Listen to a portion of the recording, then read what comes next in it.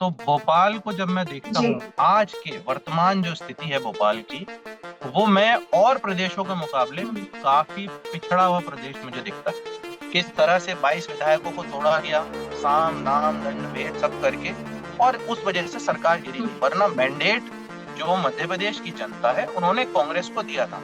तो जिस तरह से कर्ज ले लेके हम्म। लोगों को बांटा गया पैसा, और उनको प्रलोभन दिए गए, जिसे कहते हैं आतंकवाद खत्म हो जाएगा, काला धन ये हो जाएगा, जो कुछ नहीं। आज खबरें आ रही हैं, स्विस बैंक अडानी के अकाउंट्स ब्लॉक कर रहा है।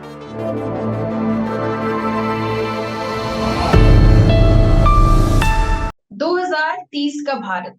लगातार हम इस मुद्दे पर बात करते नजर आते हैं, अलग अलग चेहरों के साथ हम बात करते हैं कि 2030 के जो लक्ष्य हैं वो क्या 2030 तक प्राप्त हो पाएंगे, हासिल हो पाएंगे, क्योंकि लक्ष्य बहुत ही गंभीर हैं और बड़े हैं। भुखमरी की बात है वहां पर, शिक्षा की बात है और गरीबी की बात है, यानी कि इन तीनों ये जो तीन गोल्स हैं या तीन लक्ष्य हैं, ये 2030 तक पूरे हो जाने चाहिए। यानी कि गरीबी खत्म हो जानी चाहिए, भुखमरी खत्म हो जानी चाहिए और शिक्षा जो है वो क्वालिटीफुल हो जानी चाहिए भारत देश में। इस टॉपिक को लेकर हम लगातार बात करते हैं और आज जो मेहमान हमारे साथ मौजूद है वो है मोहम्मद वसीम जी, जो कि Indian National Congress minority section से नेशनल कोऑर्डिनेटर हैं। आपका बहुत बहुत स्वागत करती हूँ सर हमारे इस खास कार्यक्रम में, और कुछ खास पहलुओं पर चर्चा करने के लिए आपका बहुत बहुत स्वागत है जी। तो धन्यवाद। सबसे पहले अ, धन्यवाद स्नेहा जी। और मैं सभी आपके दर्शकों को भी नमस्कार कहता हूँ। थोड़ा सा मैं आपकी बात को करेक्ट करूंगा। जी। मैं नेशनल कोऑर्डिनेटर हूँ Indian National Congress main body में। I am not recommend. Okay okay, so I have हाँ, मैं माइनॉरिटी विभाग में नहीं। नॉट ओनली माइनॉरिटी बट नहीं नहीं, मैं main body national okay Congress जो है हमारा, आईएनसी, उसमें नेशनल कोऑर्डिनेटर हूँ। Okay okay okay okay okay okay okay, not an issue, not an issue. I mean, you are from a national Indian National Congress and from the main department, right? Not yes from the minority. Yes yes. Okay. Okay okay okay okay, तो हम अपने topic पे आते हैं क्योंकि 2030 के लक्ष्यों की हम बात कर रहे हैं। तो अगर हम बात करें 2030 की, तो where do you see India, मतलब आप 2030 में भारत देश को कहाँ देखते हैं, क्या डेवलपमेंट आ सकता है? जैसे मान लीजिए आप बेसिकली भोपाल में अभी प्रेजेंटली हैं, तो भोपाल को आप 2030 तक कहाँ देखेंगे? यानी भोपाल किस तरीके का आपको दिखेगा? अभी जो भोपाल के जो हालात बने हुए हैं, आप बहुत अच्छे से जानते होंगे भोपाल शहर के बारे में क्योंकि आप वहीं पे हैं। तो 2030 तक हम भोपाल को कहाँ देख पाए? देखिए, जहां तक मैं भारत देश की, अपने देश की बात है, तो 2030 तक का जो लक्ष्य अगर आप लेकर चल रहे हैं, जैसे आपने कहा कि भुखमरी है, एजुकेशन पर है, और जिस तरह से हालात हैं अभी, तो कई सारे मुद्दे उनमें अभी जी। बहुत चैलेंजेस हैं अभी हमारे सामने। और अगर मैं सिर्फ मध्य प्रदेश की और भोपाल की बात करता हूँ, तो भोपाल को जब मैं देखता जी। हूँ, आज के वर्तमान जो स्थिति है भोपाल की, वो मैं और प्रदेशों के मुकाबले हम्म। काफी पिछड़ा हुआ प्रदेश मुझे दिखता है। काफी पीछे हैं हम लोग, हम्म। अगर हम कंपेयर करें इसको। मैं उत्तर प्रदेश से बिलोंग करता हूं, तो मैं अगर यूपी से इसको कंपेयर करूं, या मैं इसको कर्नाटका से कंपेयर करूं, या मैं इसको महाराष्ट्र से करूं, या दिल्ली से करूं, तो अभी हम बहुत पीछे हैं। हम्म। जिस तरह से यहाँ पर हम्म। एक छत्र राज, जिसे कहना चाहिए, भाजपा ने पिछले 20 साल से यहाँ किया है। सिर्फ बीच में 18 हम्म। 15 16 महीने ही हमारी सरकार यहाँ पे रही कमलनाथ जी के नेतृत्व में। उसके अलावा यहाँ पर लगातार बीजेपी की सरकार है। और बीजेपी की सरकार हम्म। ने जिस तरह से यहाँ काम किया है, मैं समझता हूँ उन्होंने बहुत ज्यादा समय लिया। मैं एक बहुत छोटा सा उदाहरण देता हम्म। हूँ। भोपाल के अंदर बहुत छोटे छोटे ब्रिज बने हैं। अगर आप उन ब्रिज जो बने हैं उनकी अगर आप एक समय सीमा देखें बनने की, 8 8 साल, 7 7 साल में ब्रिज हम्म। कंप्लीट हुआ है 1 1 किलोमीटर का। तो ये बताता है कि जी। कितना सुस्त कार्य यहाँ पर किया गया है सरकार के द्वारा। और अगर मैं इसको कंपेयर करता हूँ कि हम्म। 15 16 महीने में ही जो यहाँ पे कांग्रेस की सरकार ने क्या दिया, तो आप देख सकते हैं आज भोपाल को मेट्रो मिली है, जिसका चुनाव से पहले यहाँ पे ट्रायल रन हुआ, उद्घाटन किया गया शिवराज सिंह हम्म। चौहान जी द्वारा। तो ये सब कमलनाथ जी की देन है। जी। वो मैं अगर मतलब मेरा ये मानना है कि हम्म। यहाँ अगर हम्म। 15-16 महीने की सरकार कांग्रेस की हमारी नहीं आती, तो शायद आज भोपाल, इंदौर, जबलपुर जो मेट्रो का कार्य इस जी। टाइम पूरा खत्म होने पर है, वो भी नहीं दिखता। और आपको पता है कि जब मेट्रो किसी भी प्रदेश में, अच्छा, यहाँ पर मेट्रो बताइए। किसी भी जगह अगर आती है, किसी भी प्रदेश के अंदर, तो वो कितना विकास लेकर आती है, कितनी नौकरियां उससे पैदा होती हैं, हम्म। ये किसी से छुपा नहीं है। सबसे बिल्कुल। ताजा उदाहरण इसमें दिल्ली है। जब शीला दीक्षित जी ने मेट्रो वहां पे एक्सपैंड पूरा लेकर आए थे, और पूरा मेट्रो प्लान से कितनी नौकरियां वहां बनी, कितना हम्म। विकास वहां पर हुआ, क्योंकि जो लाइफ थी वो तेज हो गई थी। एक जगह से करेक्ट। दूसरी जगह जाना वो कितना आसान हो गया था, और बहुत ही जल्दी हो गया था। जहां पहुंचने में 1-1 डेढ़-डेढ़ घंटा लग रहा था, वहां आदमी 15-15 20-20 मिनट में पहुंच रहा था। तो बिल्कुल। रफ्तार जो है वो जिंदगी की वो काफी तेज हो गई थी। Correct, correct. यहाँ पर जैसे देखिए, हम बात कर रहे हैं जब भोपाल की और भोपाल मेट्रो की जब बात सामने आई, तो उसमें एक चीज और निकल के सामने है। जैसे आपने कहा कि सब दिग्विजय सिंह जी की देन है कि उन्होंने ये सारी नहीं इनिशिएटिव नहीं, लिए। लेकिन कमलनाथ जी उसके की, बाद भी आप कमलनाथ, देखिए, कमलनाथ जी की। कमलनाथ जी की, जी। ठीक है, कमलनाथ जी की इनिशिएटिव, ठीक है। मैं यहाँ पर एक बहुत ही गंभीर सा सवाल है, और इसका जवाब मुझे नहीं पता आप क्या देंगे, लेकिन जब कांग्रेस ने इतना कुछ किया मध्य प्रदेश की या भोपाल की मैं बात करूं, तो जनता का विश्वास क्यों नहीं जीत पाई कांग्रेस? आखिर आपने इस बार का रिजल्ट तो देखा ही होगा, और पूरे मध्य प्रदेश का आपने रिजल्ट देखा होगा। तो फिर कांग्रेस अपना मतलब सरकार क्यों नहीं बना पा रही है? किधर कमी रह जा रही है? मध्य प्रदेश की अगर मैं बात करूं, तो देखिए मध्य प्रदेश में हमने सरकार बनाई थी। अगर आपने देखा हो 2018 में हम्म। कांग्रेस वहां पर 114 सीटें लेकर आई थी, और सबसे ज्यादा सीटें थी। तो हम्म। जनता ने जो मैंडेट दिया था वो कांग्रेस के हक में दिया था। 15 साल का जो शिवराज सिंह हम्म। चौहान जी का जो कार्यकाल था बीजेपी का, उसको नकारा था। तभी वहां जी। पे कांग्रेस आई थी। हम्म। लेकिन कोविड जब आया, हम्म। आपको याद होगा, और मैं आपके दर्शकों के लिए भी बता दूं, कोविड से ठीक पहले हम्म। राहुल जी ने एक ट्वीट किया था। हम्म। फरवरी शायद 12 तारीख थी, कि कोविड जी। जो है वो बहुत बड़ी महामारी है। और उन्होंने बाकायदा सरकार को हम्म। चेताया था, केंद्र सरकार को, कि आप एयरपोर्ट बंद करें, जो भी बाहर से आ रहा है उसको वहीं हम्म। क्वारंटीन करें, और इसको खोले नहीं। हम्म। लेकिन उस समय चुनावी अपनी मंशा को देखते हुए और राजनीतिक फायदे के लिए लाखों लोगों को मरने के लिए बिल्कुल तैयार कर दिया गया, छोड़ दिया गया। और नमस्ते ट्रंप उसी समय हम्म। पर हुआ था अहमदाबाद स्टेडियम में, जिसमें 1 लाख लोगों की शिरकत हुई थी।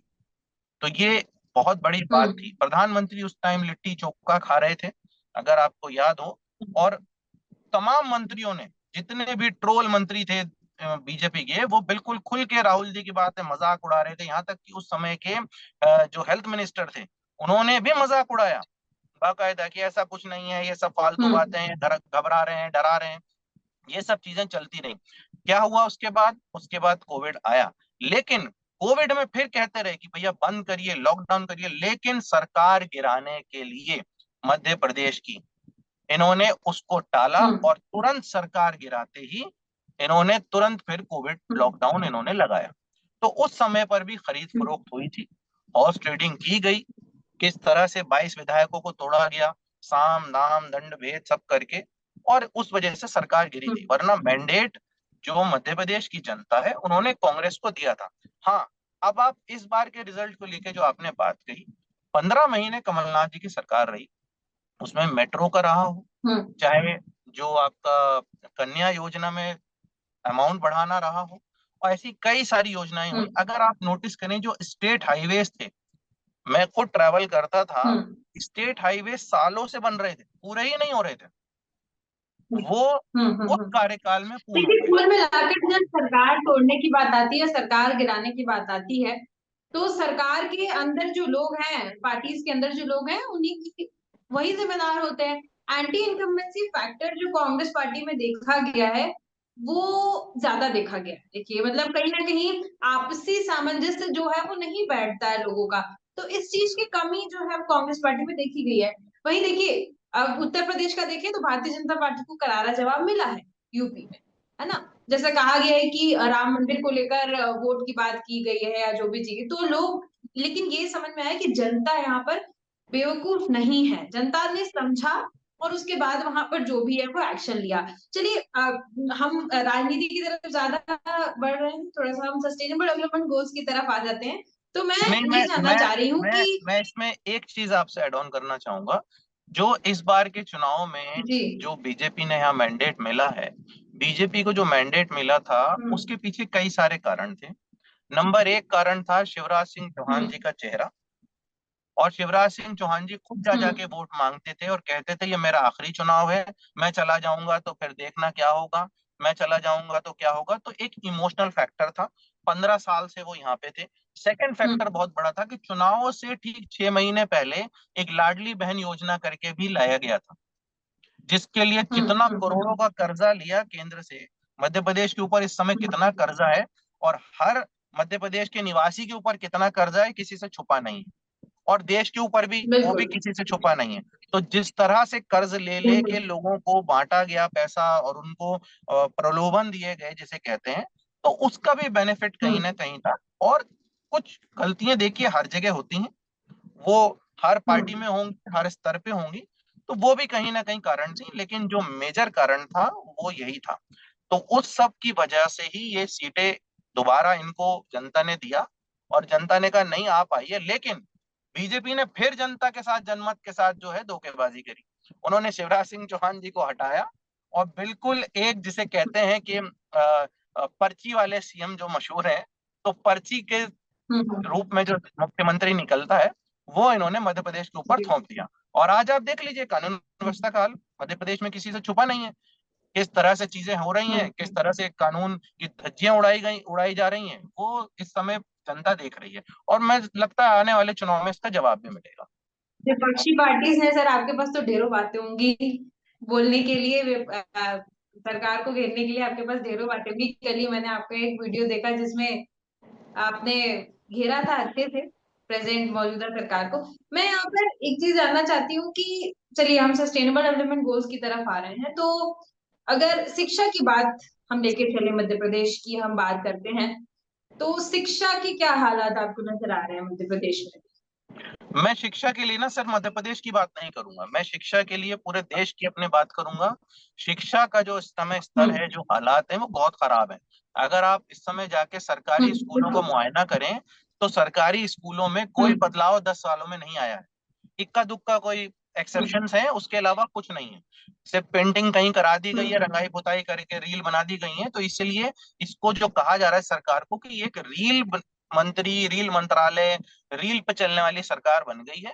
एक तरह से पूरी तरह से हम्म। सोशल मीडिया को इन्होंने सोच लिया है कि यही मंत्रालय है हमारा, यहीं से हमें सरकार चलानी है। हकीकत उससे कोसों दूर है। आप आज ही, मैं अभी हम्म। थोड़ी देर पहले एक न्यूज देख रहा था, मैं उस पे आपके इंटरव्यू के बाद ही मैं इस पे भी लिखने जा रहा हूँ।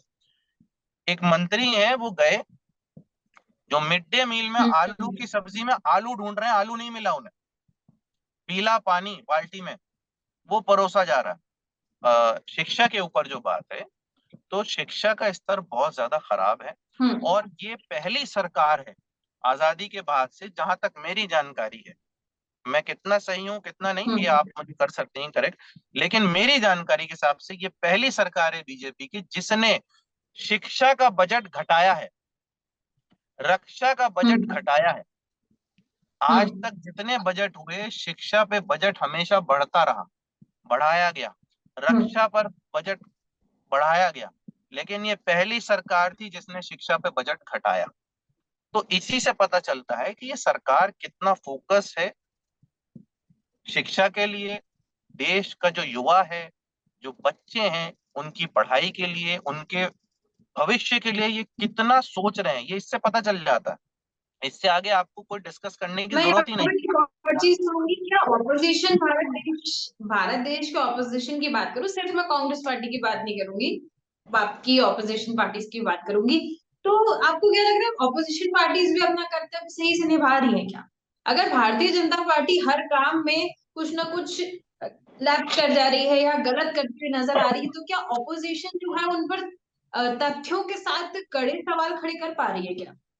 जो, क्योंकि ऑपोजिशन का तो कर्तव्य है कि सवाल खड़े करना है। अगर सरकार कुछ गलत कर रही है तो ऑपोजिशन सामने है, लेकिन वो स्ट्रांगली नहीं हो पा रहा, इसलिए सबको लगता है कि सब कुछ अच्छा चल रहा है। नहीं, आपने बहुत अच्छा सवाल पूछा और मैं आप उम्मीद कर रहा था कि आप इस सवाल पे आए। मैं इसका जवाब हम्म। जरूर दूंगा। आपने एक चीज देखी, 2014 में जब कांग्रेस की हम्म। सरकार हटी, बहुत सारी वजह से हटी, उसके बाद बीजेपी आई। बीजेपी का एक बहुत शानदार कैंपेन चला, अब की बार मोदी सरकार, बहुत हुई पेट्रोल डीजल की मार, बहुत हुई महिलाओं पे अत्याचार, ये और वो, दुनिया के हर हर टीवी पर, हर मोबाइल पर, हर व्हाट्सएप पर, हर एक ऐड के बाद दूसरा ऐड इस चीज का चल रहा था। वो टीवी पर हम्म। भी हर मीडिया चैनल ने दिखाया, और जनता ने भरोसा करके मैंडेट भी दिया, 282 सीटें दी। हम्म। पूरा एक जी। कहते हैं कि आप फुल मेजोरिटी से आइए, आपको जो जो करना आप करिए, कोई रोके टोकेगा नहीं आप। हम्म। बीजेपी आई, बीजेपी ने अपने हिसाब से काम करना शुरू करा, नोटबंदी करी सबसे पहले 2016 में। उसमें कितने लोग हम्म। परेशान हुए, कितने लोगों की जानें गई हैं, किसी से छुपा नहीं है। और उसका क्या फायदा हुआ वो भी सबको पता है। उस टाइम पे कहा गया कि बस 50 दिन दे दो हम्म। मुझे, फिर मैं बीच चौराहे पे भी आ जाऊं, मुझे जो सजा दे देना। क्या हुआ? कुछ नहीं हुआ। आतंकवाद खत्म हो जाएगा, काला धन ये हो जाएगा, जो कुछ नहीं। आज खबरें आ रही हैं, स्विस बैंक अडानी के अकाउंट्स ब्लॉक कर रहा है, फ्रीज कर रहा है। हम्म। कोई रिपोर्ट आज तक काला धन की नहीं दे हम्म। पाई।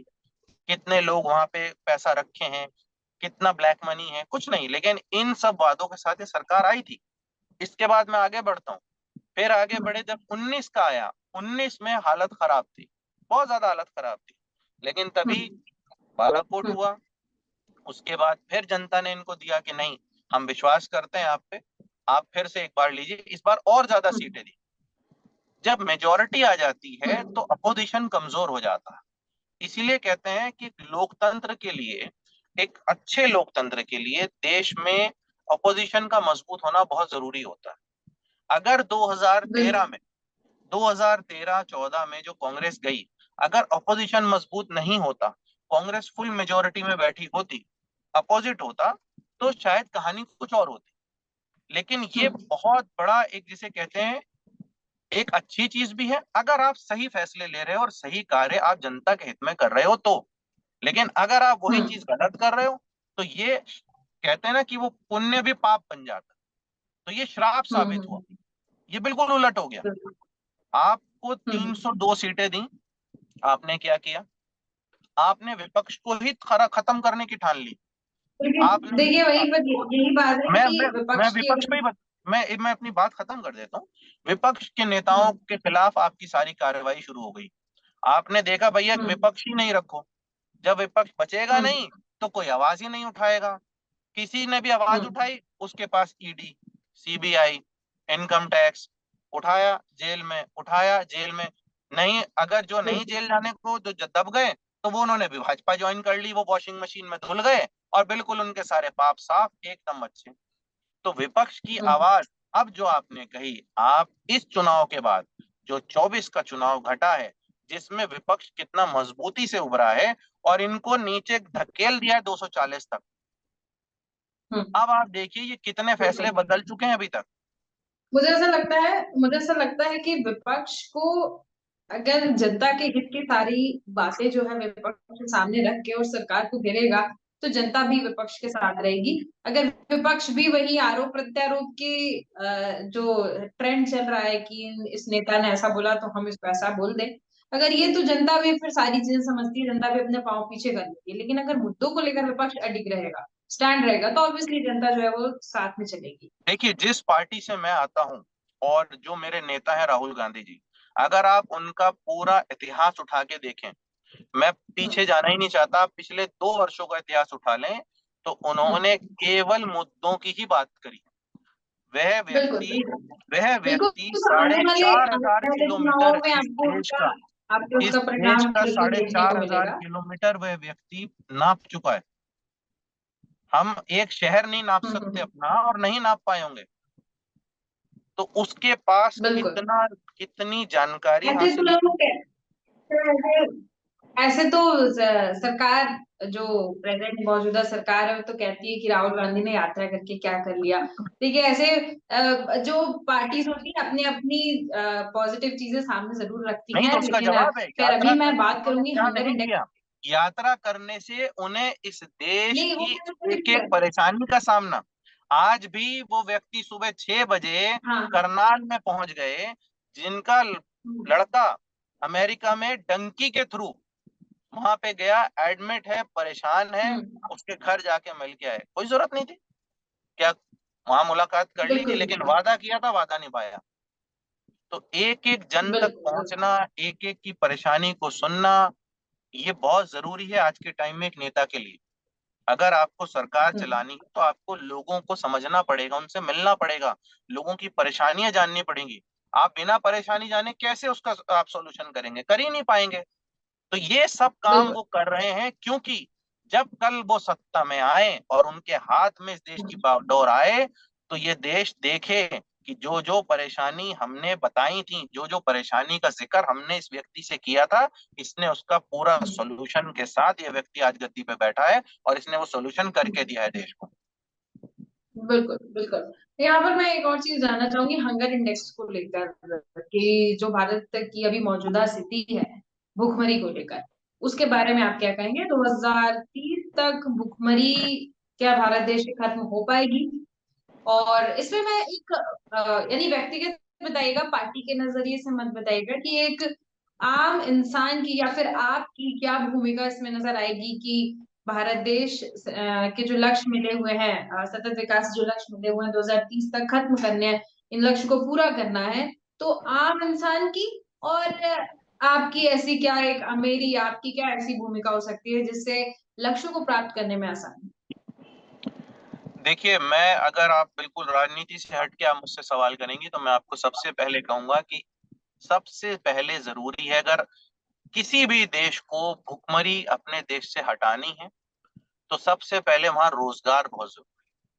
रोजगार का हम्म, होना सबसे पहले, आदमी के पास काम, नौकरी, पक्की नौकरी, स्थायी नौकरी बहुत जरूरी है। ये सबसे पहला आपका, जिसे कहते हैं कि हर सरकार का, चाहे वो कोई भी हो, चाहे वो बीजेपी हो, हम्म, चाहे वो कांग्रेस हो, उसका पहला मकसद होना चाहिए नौकरी।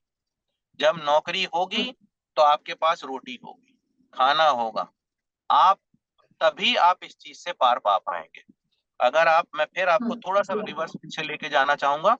अगर आप हमारा पिछले जो लोकसभा का घोषणा पत्र था, अगर आप उसको देखें, उसमें हम्म, पक्की नौकरी के वादे ही थे सबसे पहले। सबसे पहले थे स्थायी नौकरी, पक्की नौकरी। नौकरी हम्म, नहीं होगी, बेरोजगारी बढ़ेगी, तो उससे कई सारी चीजें आती हैं। भुखमरी तो आएगी, साथ में क्राइम भी बढ़ेगा। क्राइम रेट का बिल्कुल। बढ़ना, सबसे बड़ी जो है वो बेरोजगारी।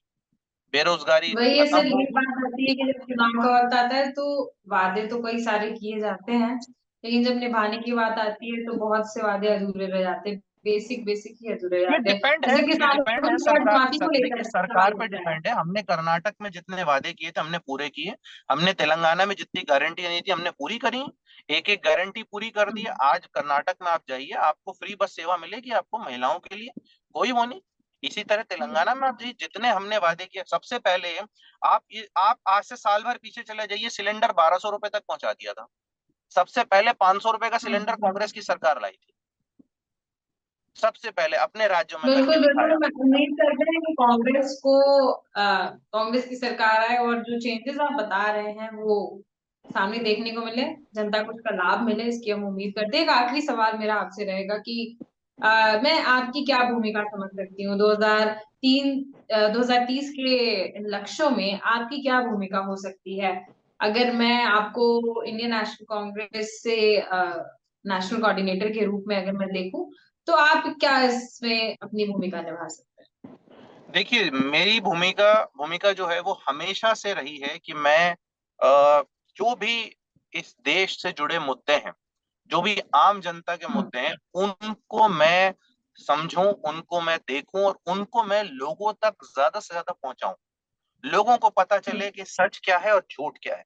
मैं झूठ को बेनकाब हम्म, करने के सबसे, पूरा दिन मेरा इसी उसमें जाता है कि जो झूठ है वो लोगों तक ना पहुंचे, जो सच है वो पहुंचे। अगर सही भी है, चाहे वो बीजेपी है, उसकी बात सही है तो वो पहुंचे। अगर वो झूठ बोल रहे हैं, गलत कह रहे हैं, भ्रम फैला रहे हैं, पब्लिक को बिल्कुल गलत बात पहुंचा रहे हैं, तो मैं बिल्कुल कोशिश रहती है कि मैं उस झूठ को तुरंत काट करूं और लोगों तक पहुंचाऊं कि नहीं, ये ऐसे नहीं, ये चीज ऐसे सत्य थी। तो मेरा उसी में ही अभी कार्य है। और मैं एक बहुत छोटा सा सिपाही हूं अपनी पार्टी का, मैं राहुल जी का सिपाही हूं। और मैं हर पल 24 घंटे मैं इस देश के लिए, अपनी पार्टी के लिए तत्पर रहता हूँ, तैयार रहता हूँ। हम लोग सुबह से जो काम शुरू करते हैं, हम लोगों को रात का 1:30 2 2:30 बज जाता है। हमें कोई वो नहीं है, कोई लालच नहीं है, कोई हमको पार्टी से वो नहीं है कि हमें कोई पैसा मिल रहा है या हमारी कोई आमदनी हो रही है, नहीं। लेकिन हम निस्वार्थ और अपनी इच्छा से हम पार्टी के लिए काम कर रहे हैं, क्योंकि हम उस विचारधारा को मानते हैं। हमारा मानना है कि गंगा जमुना बिल्कुल। तहजीब बनी रहनी चाहिए। गांधी की विचारधारा को हम मानने वाले हैं। इस देश में भाईचारा बना रहना चाहिए।